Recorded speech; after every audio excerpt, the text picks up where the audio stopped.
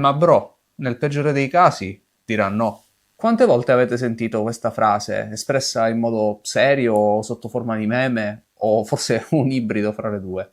Io penso tante. E se ci pensate, se ci pensiamo insieme, a parte la forma un po' gretta e un po' semplicistica, non è un concetto del tutto scorretto dal punto di vista logico, anzi è un concetto che ha i suoi meriti. In effetti, in Occidente, nel tempo moderno, non c'è davvero un disincentivo a provarci con le ragazze e davvero tutto sembra indicare che la modalità giusta è quella di provarci tante volte finché non ci si riesce. Ma è così? Ma soprattutto, è vero che i rifiuti sono una componente neutra, qualcosa che va semplicemente accettato e superato senza porsi più di tanto il problema?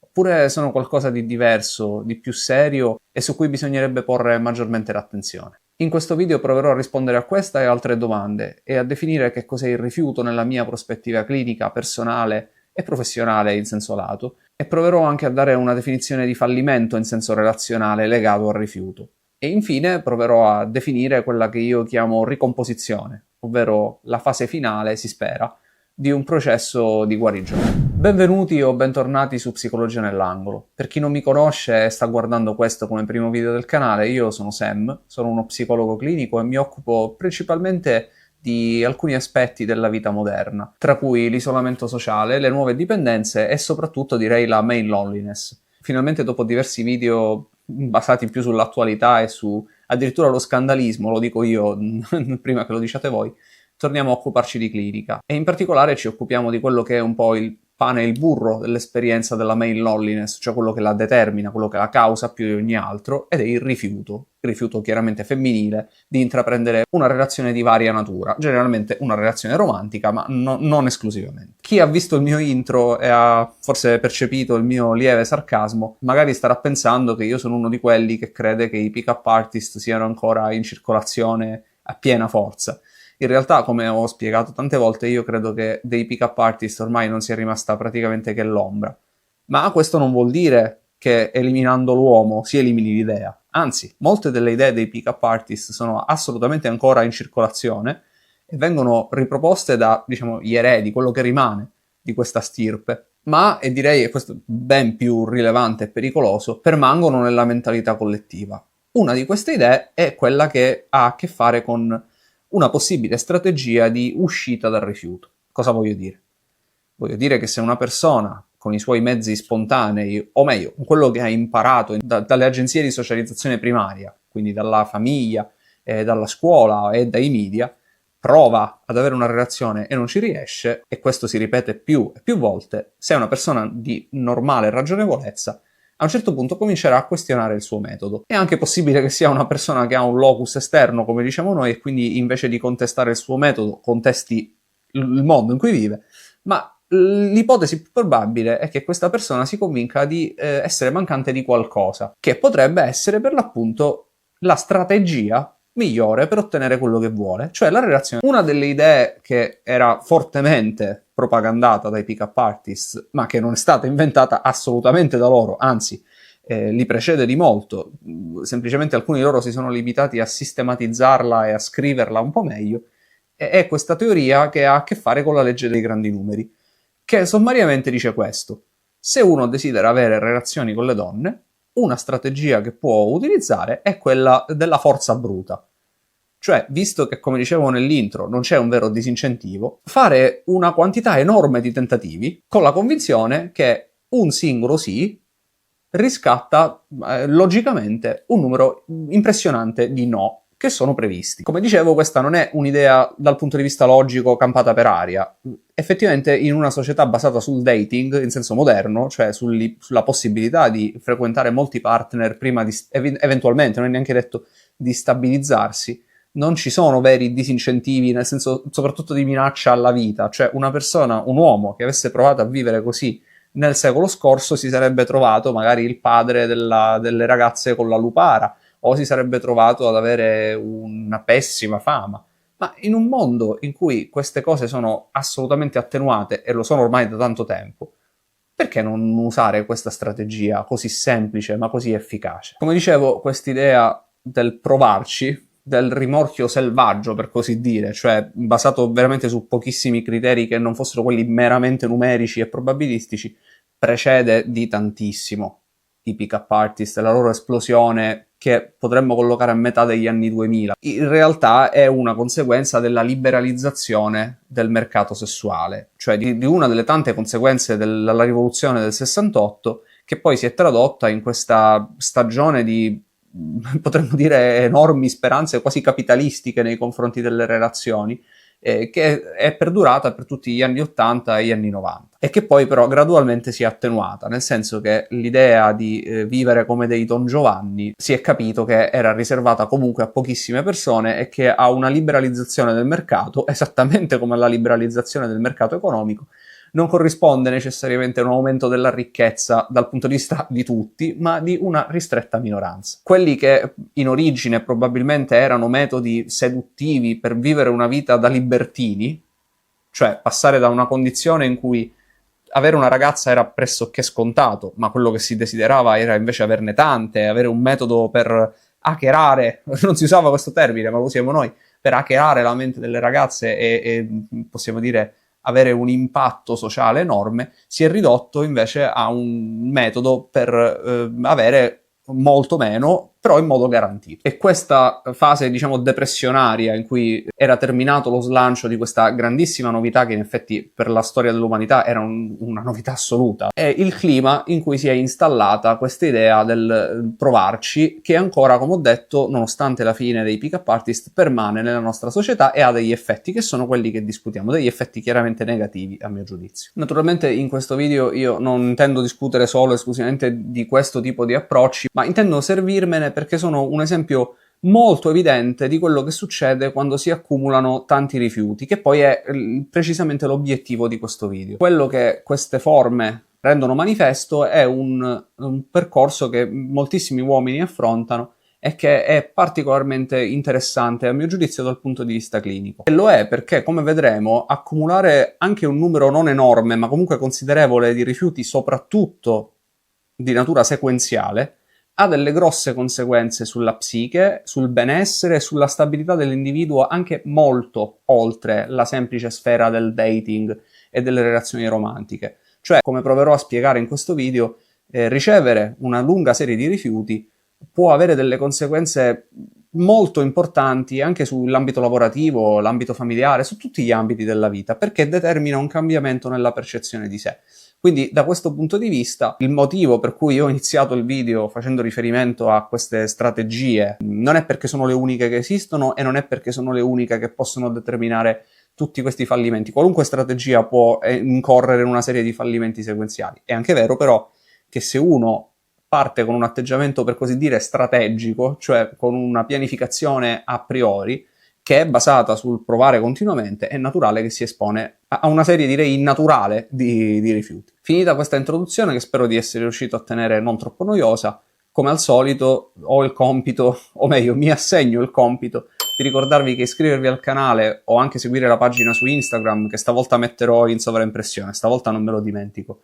Lasciare un like, lasciare un commento e magari rispondere al mio commento pinnato, che spero non vi risulti troppo impertinente, è un aiuto molto grande per il canale. Siamo vicini all'obiettivo dei 3.000 iscritti e spero che potremo arrivarci già questo mese e poi cominciare un'ulteriore scalata che chissà a quali vette ci porterà. Senza altri indugi, entriamo nella prima parte che ho deciso di chiamare, in onore degli artisti menzionati in apertura, A freddo. Come dicevo, quando i rifiuti cominciano ad accumularsi, specialmente se si è giovani, non si hanno tante conoscenze o anche solo ipotesi teoriche, è abbastanza facile perdere rapidamente la confidenza nei propri mezzi. E anche questo, come dicevo in apertura, cercare di affidarsi a altre fonti, che possono essere di varia natura, non è che necessariamente si spera che siano di varia natura e che non si sia pagato profumatamente un corso in cui vi vengono ripetute le stesse cose di 20 anni fa, più o meno. Ad ogni modo, poco importa come ci si arriva. Una delle possibilità è arrivare a sviluppare autonomamente o meno delle strategie. Queste strategie generalmente massimizzano il ricorso al provarci e, come vedremo, unite anche a tutta una serie di teorie implicite su che cos'è un uomo, su come deve rispondere un uomo alle delusioni e ai fallimenti, possono arrivare a determinare una serie di fallimenti che ha dell'impressionante. Fallimenti che però generalmente sono visti, e anche questo lo dicevo in apertura, come neutri. Il problema però è che perché questi fallimenti, questi rifiuti presi in sequenza siano davvero neutri, è fondamentale che ci siano due condizioni che però sono molto rare perché richiedono una forma mentis molto particolare e molto allenata. Queste due condizioni sono un assoluto edonismo e un assoluto utilitarismo, entrambe applicate severamente e sistematicamente alla propria esistenza. Prima di affrontare però questi due aspetti, diamo un po' di contesto su quello che significa iniziare a provare in un modo sistematico. Iniziare a provarci con le ragazze in un modo sistematico significa di fatto ridurre il proprio status da a persona che ha una sensibilità, una sentimentalità a quello che è un operaio dell'amore. Una persona che ripete dei gesti sempre uguali, sempre molto simili e soprattutto preimpostati, nella speranza di produrre qualcosa. In pratica si rischia l'alienazione proprio in senso marxista, cioè di diventare come gli operai alienati di Marx e non capiscono più che cosa stanno producendo. Per avere un esempio pratico, vivido di quello che sto dicendo, basta andare in qualunque discoteca al sabato sera e vedere quanti uomini si comportano in questo modo, cioè quanti uomini hanno standardizzato il loro comportamento nella speranza che una massificazione dei tentativi li porti a un qualche risultato. Questo ha come risultato più immediato e meno grave il fatto che diventi molto improbabile trovare qualcuno che ci piaccia davvero. Visto che si lavora sui grandi numeri o se non si lavora sui grandi numeri si lavora comunque su standardizzazioni dell'approccio principalmente, che addirittura vengono insegnate da quello che so e ne so abbastanza anche da miei colleghi professionisti nel tentativo, si spera nobile, di aiutare qualcuno che ha questa difficoltà, ma così facendo la possibilità di incontrare persone che non ci piacciono ma che ci facciamo piacere, per così dire, che di cui ci accontentiamo, ecco, di cui ci accontentiamo, aumenta esponenzialmente, il che non è un problema enorme, è un problema molto grande se uno ha una visione molto romantica dell'esistenza, ma pure moderatamente romantica. Il problema più grande è quello che ho introdotto prima, cioè questa necessità, se si vuole perseguire questa strada, di avere una visione molto utilitaristica e molto edonistica del mondo. Che significa? Significa che per lavorare in questo modo, per strategia, diventa assolutamente necessario e indispensabile vedere gli altri, vedere le ragazze, in questo caso le donne, come elementi che concorrono al proprio benessere, alla propria soddisfazione e in generale al proprio obiettivo. E quindi concettualizzare gli altri in modo strumentale. Se si riesce a vedere gli altri come strumenti, allora è possibile impostare tutto questo sistema come un gioco nel quale ci sono pedine da muovere, risultati da ottenere, perdite da sostenere. Potete vederlo come una partita di scacchi, anche se la complessità e l'aleatorietà è maggiore. Potete vederla come una partita a Magic, questo mi sembra un esempio più calzante, oppure se preferite come investire in borsa, chiaramente speculando, quindi con un grosso rischio che però è solo di tipo economico. Questa è la parte centrale.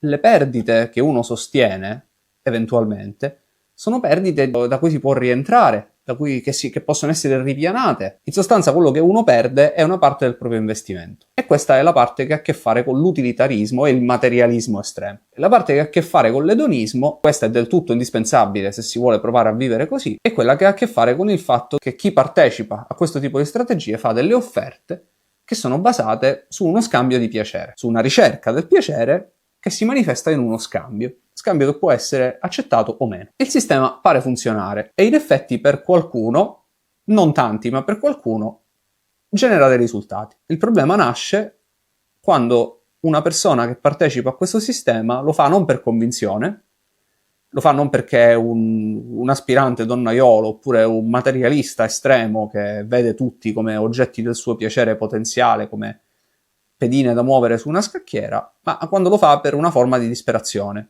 Cioè perché tutti gli altri metodi hanno fallito, si trova in una condizione che io ho descritto su questo canale tante volte, di cui ora forse sto dando una parte di contesto, un corollario, ma la condizione di base è la condizione del non riuscire a trovare nessun tipo di partner. Ha provato magari altre strategie, ha provato non strategie a vivere per così dire, in modo autentico, ed è approdato a questa.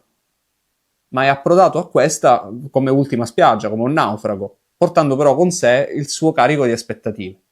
E quindi ci troviamo davanti a una persona che non è né materialista né edonista. È una persona normale, un uomo normale, che magari si sente in ritardo e che sta provando una nuova strada o una versione aggiornata di una strada che ha già provato. E qui casca l'asino, e casca malamente, perché se uno ha una visione normale, quello che gli succederà sul piano fisico è la stessa cosa che succederebbe a un bravo giocatore. Cioè prenderà una quantità gigantesca di rifiuti, enorme, spropositata, ma non reagirà a questi rifiuti considerandoli semplicemente un elemento del gioco, no? Li considererà qualcosa di più, perché ha fatto quello che non andrebbe fatto, cioè ha fatto un investimento emotivo sul gioco, e l'ha fatto perché questa è la sua natura, perché è arrivato a questa condizione, come ho detto, come ultima spiaggia. E quindi adesso dobbiamo definire che cosa sta facendo una persona che ci prova e riceve tanti rifiuti e sperimenta tanti fallimenti. Dal punto di vista psicologico, quello che la persona sta facendo è crearsi delle aspettative. Sono delle aspettative piccole, non è certo la stessa aspettativa di chi costruisce un rapporto in un tempo lungo e non applica nessun tipo di strategia e si lascia guidare dai sentimenti, magari addirittura dall'amore. Quello è un investimento emotivo enorme. Ma questi sono tanti piccoli investimenti, tante piccole fiammelle di speranza che poi vengono spente, una dopo l'altra. E ognuna di queste fiammelle, quando viene spenta, non è semplicemente una cosa che muore e si dimentica. È come un piccolo debito, come una piccola scopertura bancaria, oggi mi è presa con le metafore economiche, come una piccola scopertura bancaria che porta leggermente il conto in rosso. Il conto, da questo punto di vista psicologico, non si ferma a zero. Non c'è un punto zero oltre il quale non si può scendere. Si può scendere di molto. Si può scendere a -1, a -10, a -100. Ed è vero che l'investimento emotivo eventualmente è piccolo, perché si sta provando a giocare in un altro modo, in un'altra ottica, cercando di massimizzare le proprie possibilità. Ma c'è, perché abbiamo detto, ed è così, che la stragrande maggioranza delle persone, la stragrande maggioranza degli uomini che sperimenta questa forma di desolante solitudine maschile, non è un edonista spietato, non è un calcolatore. E quindi, quando si approccia a una donna, anche brevemente, si fa tutta una serie di fantasie e soprattutto un ragionamento su se stesso. Cioè, alimenta una speranza su quello che significherebbe finalmente ottenere un sì. Ma il sì non arriva, arrivano diversi no, un grande numero di no, e come ho detto questi no si accumulano. Ricevere una grande quantità di no, ricevere una grande quantità di rifiuti, soprattutto, e questo sarà il tema centrale della prossima parte del video, se questi rifiuti non vengono percepiti come un semplice diniego a una propria offerta, non cioè come semplicemente una valutazione dell'altra parte che esprime il suo disinteresse verso una proposta, ma come un rifiuto della propria interiorità, come un rifiuto della propria persona e del proprio valore. Ecco, accumularne per anni ha un forte impatto su tutti gli aspetti della vita, come dicevo nell'intro. E questi aspetti sono spesso poco considerati, sia dalla società nel suo insieme. Questo non dovrebbe stupire nessuno, e non credo che stupirà particolarmente i miei ascoltatori più affezionati. Quello che stupisce però è anche l'apparente scarso interesse verso queste piccole ferite dell'anima che proviene dai miei colleghi, cioè dagli altri professionisti della salute mentale, il cui atteggiamento cercherò di descrivere nella prossima sezione. Io sono sicuro che la stragrande maggioranza dei miei colleghi che ha a che fare con persone che vivono queste condizioni di rifiuto reiterato, e ormai sono tante, perché io ne vedo tante, ipotizzo che anche i miei colleghi ne vedano tante, e da un'età molto giovane, desideri sinceramente aiutarli. Io credo che abbia davvero questo desiderio, o almeno lo spero. Nel tentativo di aiutarli, però, spesso e volentieri si fa una grossa relativizzazione del dolore che i rifiuti causano. Cioè, grosso modo, l'atteggiamento si può sintetizzare così. Quello che è stato, andiamo avanti, cerchiamo nuove strade, cerchiamo nuove strategie e troviamo un modo per uscirne. Del dolore che hanno causato se ne parla poco, con una forma di, potrei dire, pudore sociale, che secondo me ha le sue radici antichissime, ancestrali, nel fatto che in molte culture, la nostra compresa, agli uomini è in qualche modo richiesto di soffrire. Ed è richiesto loro di soffrire, se non in silenzio, quasi. E che queste umiliazioni siano delle cose che uno deve tutto sommato processare da sé. Sì, ne parliamo nel setting terapeutico, ne discutiamo, però cerchiamo di andare avanti. Il messaggio è sempre quello, cerchiamo di andare avanti, cerchiamo di trovare una strada, cerchiamo di aggiustare le cose, che è un atteggiamento assolutamente maschile, anzi forse è l'atteggiamento più maschile di tutti, cercare di mettere una pezza al problema senza stare a piangere sul latte versato. Il problema però è che così facendo, soprattutto in un mondo che è sempre più ostile a chi prova a sistemare le cose e a trovare una nuova soluzione, perché magari la soluzione non c'è, o non ce n'è una immediata, o non ce n'è proprio una in assoluto, è perdere un po' dell'unità spirituale della persona, cioè del suo benessere inteso in senso lato. E a questa perdita di benessere ci sono fondamentalmente due risposte, entrambe molto disadattive, che io proverò di seguito a descrivere una dopo l'altra. Prima di iniziare a farlo, però, prima di iniziare a descrivere queste due modalità che io ho osservato frequentemente, tanto personalmente quanto professionalmente, vorrei cercare di fare capire perché però questo argomento è così importante anche per chi di rifiuti non ne riceve o ne riceve una quantità moderata e non ne soffre o non ne soffre più perché è andato avanti davvero con la propria vita. Noi sappiamo attualmente, lo sappiamo dalle statistiche, che sempre più uomini hanno grosse difficoltà a ricevere anche quel fatidico solo sì, uno. E abbiamo una quantità considerevole di uomini che fondamentalmente hanno ricevuto soltanto dinieghi dal punto di vista relazionale nella loro vita. E questo ha un impatto fortissimo sull'autostima, specialmente, mi secca essere ripetitivo e anche un po' banale, in una società che è veramente molto arrivista, una società in cui il risultato conta molto, tutto il resto conta pochissimo, per quanto provi a dire il contrario in modo ipocrita, tra l'altro anche molto insopportabile. E che effetti può avere una vita del genere su un uomo normale? È un abbassamento tragico dell'autostima. E un abbassamento tragico dell'autostima non è che influenza solo l'aspetto di con chi esce questo uomo, che tutto sommato da un punto di vista molto egoistico e molto poco interessato al benessere, potremmo anche rispondere, sono fatti suoi, non esci con nessuno, stai a casa da solo, chi se ne frega. Proprio come le persone oscenamente ricche di questo mondo riescono a guardare le persone invece incredibilmente povere di questo mondo e dire sono fatti tuoi se non mangi, mica un problema mio. Il guaio però è che in realtà è un problema di tutti, nel senso che avere una massa gigantesca, sempre in costante aumento, di uomini così demotivati e così bassi in autostima, determina un calo notevole della produttività, da tutti i punti di vista. Perché la sensazione di non sentirsi sufficienti, non sentirsi amati, non sentirsi visti, apprezzati, percepiti addirittura nelle forme peggiori.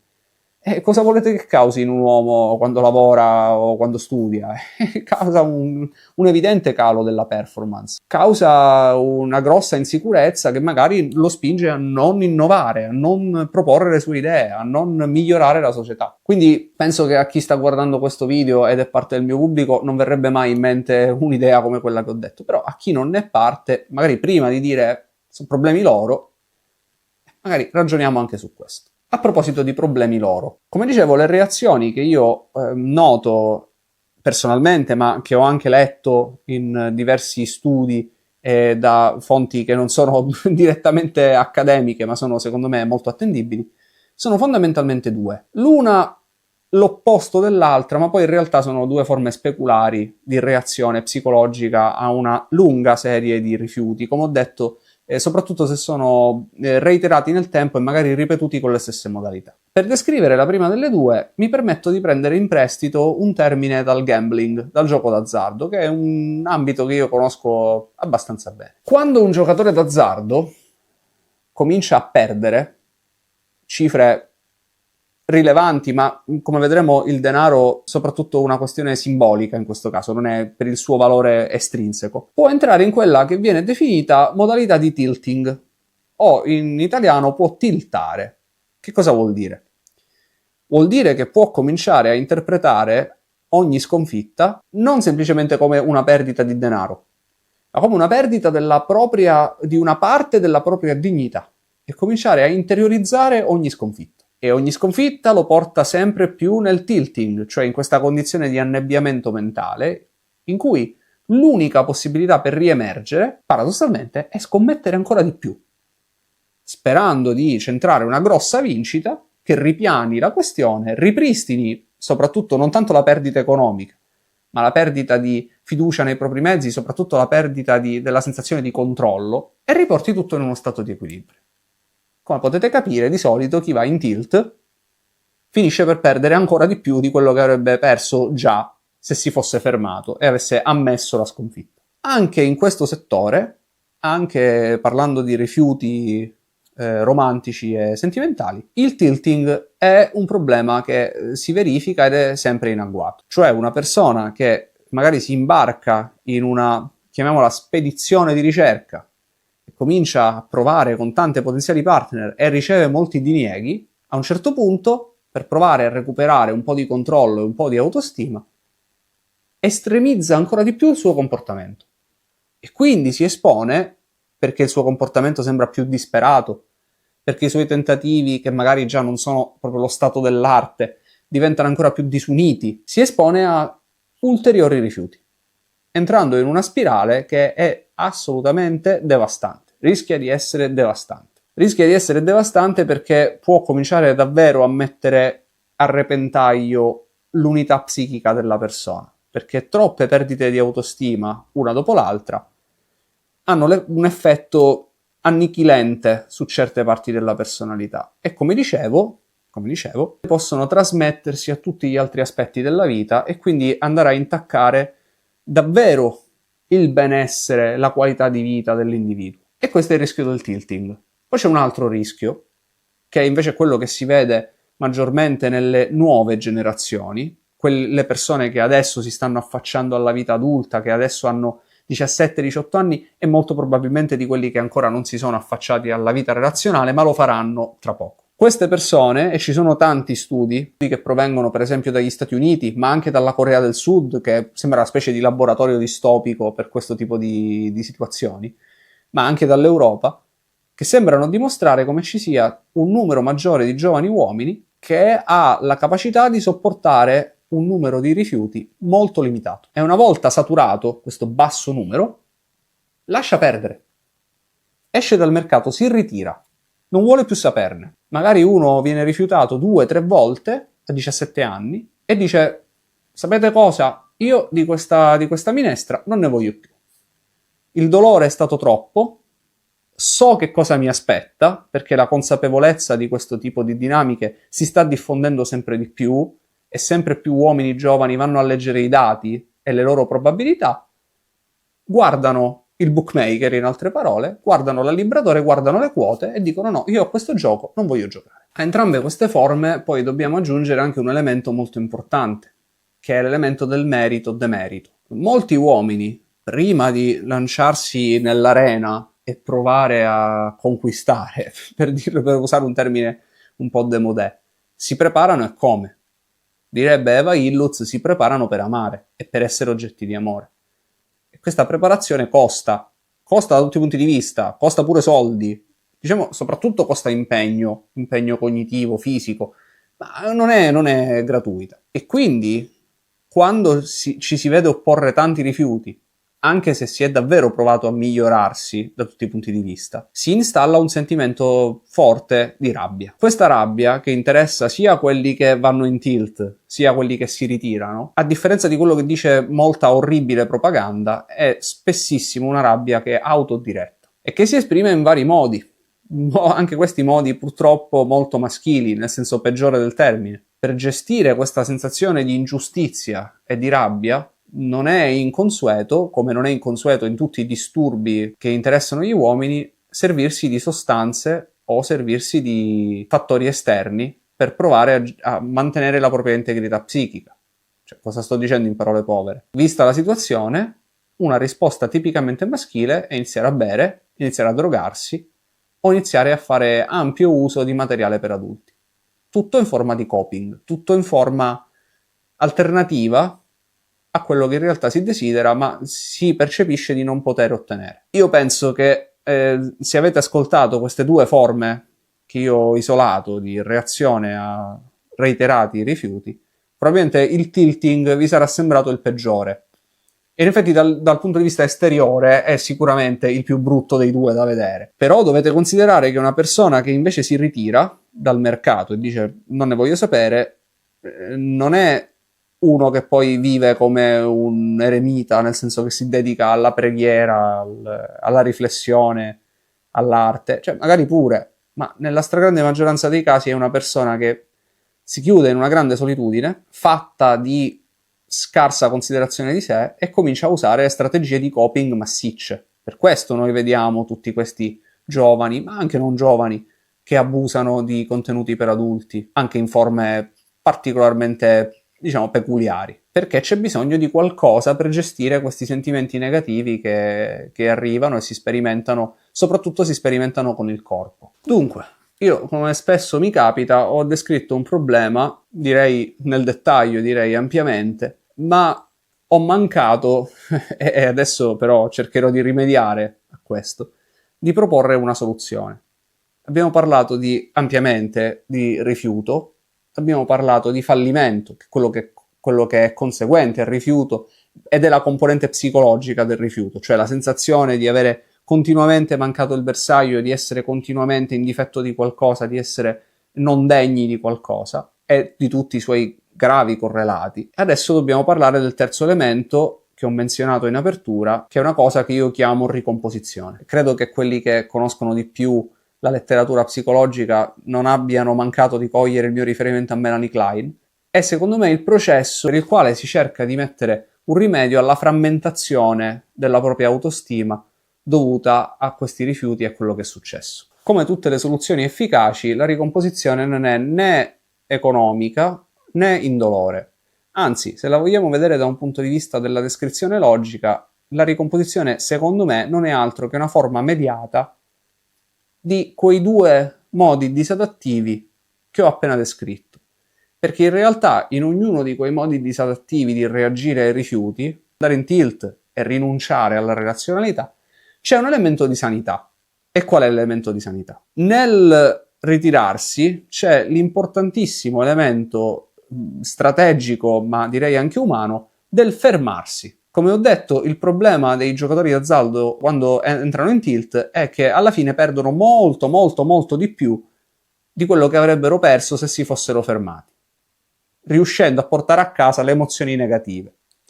Quando un giocatore d'azzardo va in tilt, l'unico che è contento è il gestore del casino, perché lì entreranno i soldi veri. Quindi nel ritiro, nella scelta per esempio delle persone giovani di dire non voglio saperne più di questa faccenda perché questo è un gioco che mi sfavorisce, non mi serve, mi fa stare male, c'è un importante elemento di autocontrollo.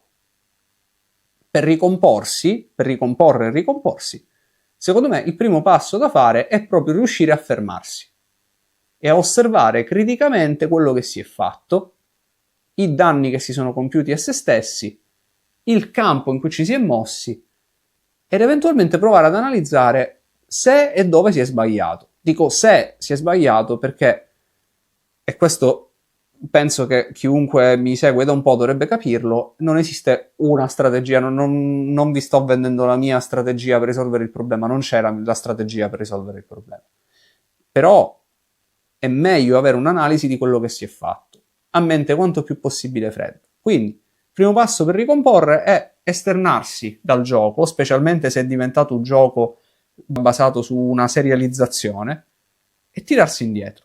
Limitare i danni, tagliare le perdite e cercare di evitare di accumulare ulteriori rifiuti che peggiorino la ferita che già si sta aprendo, che già si è aperta, per la verità, e che magari potrebbe anche infettarsi, per usare un parallelismo medico. Il secondo passo della ricomposizione è invece usare le parti buone del tilting, cioè non arrendersi.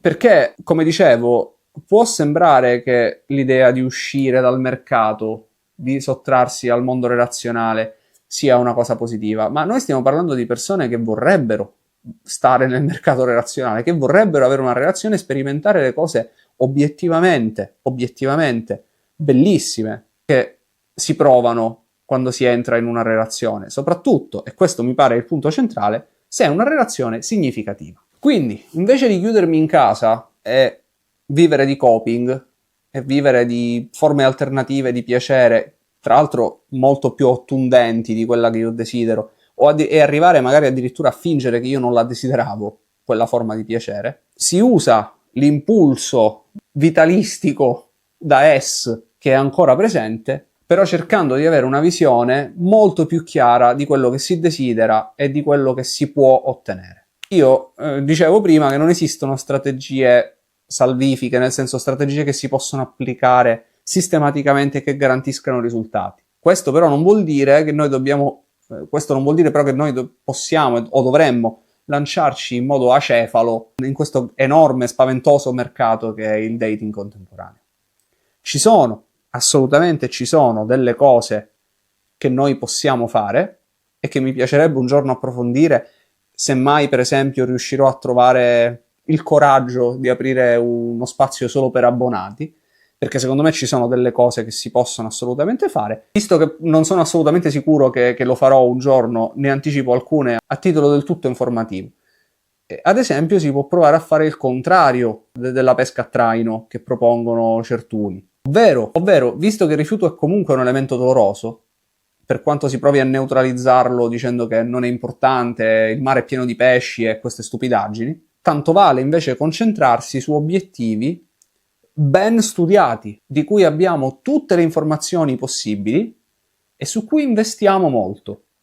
E voi direte, ma se uno investe tanto e prende tutte le informazioni del caso, non si fa molte più fantasie? Non può succedere anche quella brutta malattia chiamata amore? Risposta, certo che può succedere. Assolutamente può succedere.